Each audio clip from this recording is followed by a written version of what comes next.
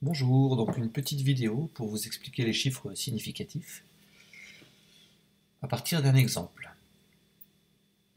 Alors si on prend une tablette, on veut mesurer sa diagonale, et je veux mesurer avec cette règle-là. Donc avec cette règle-là qui est graduée jusqu'en millimètres, on va trouver ici 24,6 cm. Si j'utilise maintenant une autre règle, ici avec cette règle-là qui est graduée en centimètres, on va trouver 25 cm.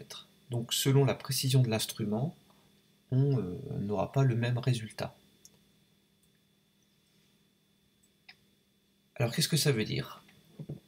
Ici, pour la première mesure, 24,6, on a 3 chiffres qui sont significatifs.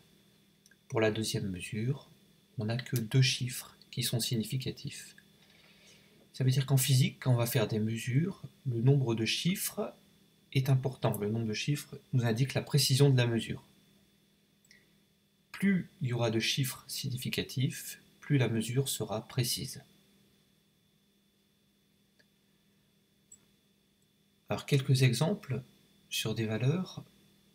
0,0012, en fait il n'y a que le 1 et le 2 qui sont significatifs, donc ici on n'a que 2 chiffres significatifs. Sur cette mesure là on a 3 chiffres qui sont significatifs, 1, 2 et 0. Sur cette mesure là on a 5 chiffres qui sont significatifs. Sur celle-ci on a 7 chiffres qui sont significatifs, donc même les 0 après la virgule ça compte. Quand on note en puissance de 10, on ne s'occupe pas de la puissance de 10, mais seulement ce qui est placé devant la puissance de 10. Donc ici, on a 4 chiffres significatifs. Et sur ce dernier exemple, ici, on n'a que 3 chiffres significatifs. Donc ce que vous devez retenir, c'est que les zéros situés à gauche des chiffres ne comptent pas. En revanche, les zéros situés à droite comptent tout le temps. On a des mesures, on va faire des calculs avec ça, et donc il y a une règle à respecter pour respecter le nombre de chiffres significatifs. Quand on va faire une multiplication ou une division, on va toujours exprimer le résultat avec le nombre de chiffres significatifs de la donnée qui en comporte le moins. C'est-à-dire, je vous donne 3 exemples. Voilà une multiplication. Alors, on va toujours s'aligner pour que le résultat soit exprimé avec un nombre de chiffres significatifs alignés sur la donnée qui est la moins précise. Si on regarde ici, on a 4 chiffres significatifs sur la première valeur et on a 5 chiffres significatifs sur la deuxième valeur. On va s'aligner sur la donnée la moins précise, c'est-à-dire celle qui a que 4 chiffres significatifs. Ici, on trouve 617. 617, il n'y a que 3 chiffres significatifs. Il faut que j'exprime le résultat avec 4 chiffres significatifs. Donc pour avoir un quatrième chiffre significatif, ici je vais rajouter le virgule 0, qui n'est pas donné par la calculatrice, mais c'est à vous de le trouver en comptant le nombre de chiffres significatifs dans le calcul.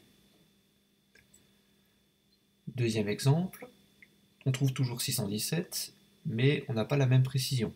Donc on a 4 chiffres significatifs pour la première valeur et seulement 2 chiffres significatifs pour la deuxième valeur. Alors comment on doit donc exprimer le résultat avec 2 chiffres significatifs? Comment est-ce qu'on peut faire pour exprimer 617, qui a 3 chiffres significatifs, avec seulement 2 chiffres significatifs? L'astuce, c'est d'exprimer le résultat en notation scientifique. Au lieu de mettre 617, on va écrire en notation scientifique 6,17 fois 10 puissance 2. Et après, on va arrondir à 2 chiffres significatifs, donc 6,2 fois 10 puissance 2.